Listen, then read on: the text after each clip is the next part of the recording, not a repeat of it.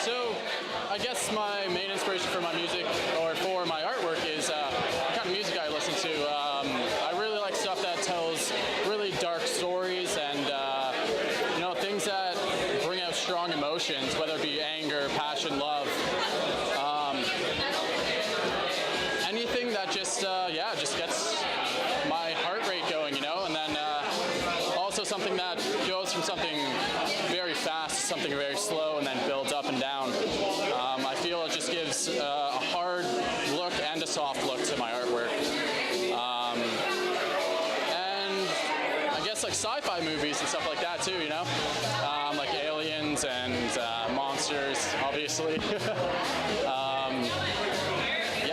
I try not to focus too much on other artists and what they do, but still try to gain inspiration from them at the same time.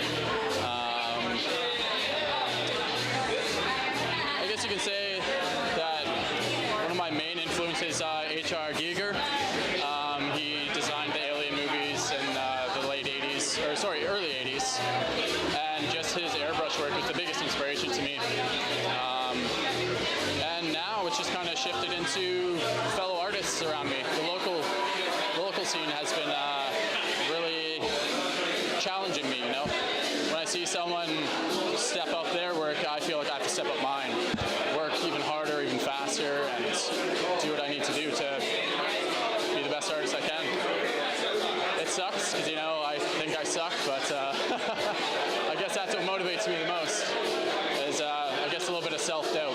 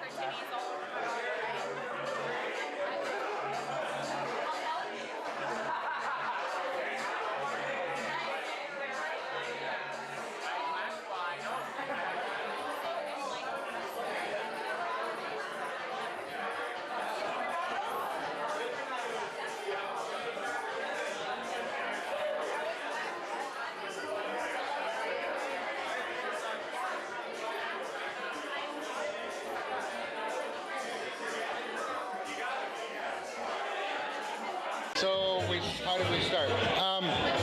Started Wolf Sheep about 3 years ago. It was a small group of people that basically just wanted to paint together.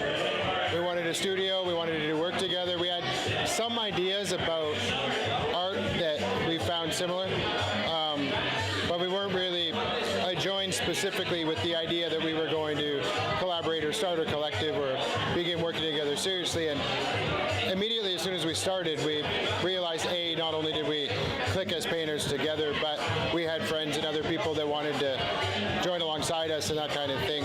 We got accepted by the community almost right away.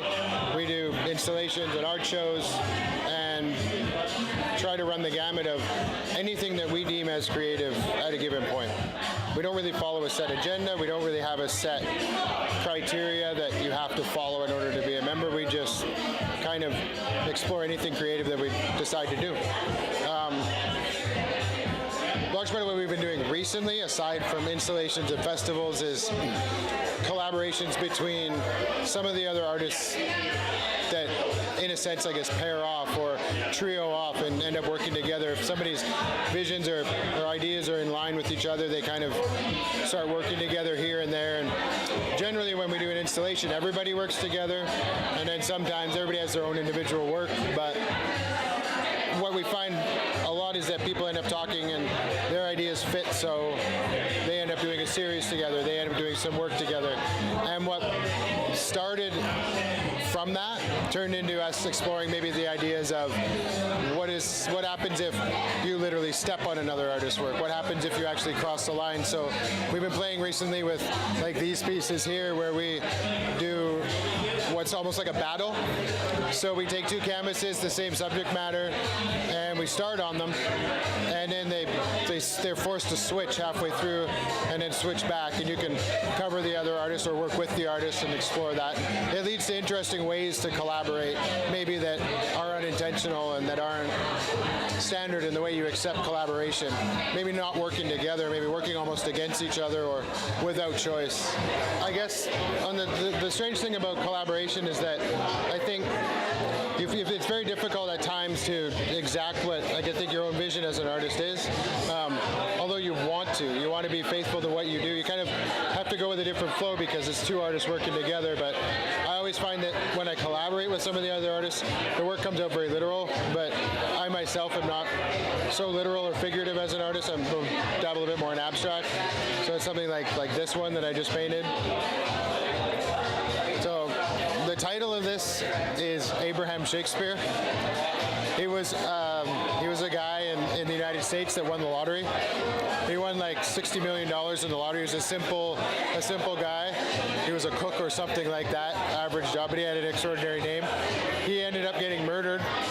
All his money got stolen, and he was buried under a concrete slab in a pool somebody had built with his own money. And I thought the story was not only shocking and alarming, but I looked into the concept of lottery winners, that lives don't turn out as they plan.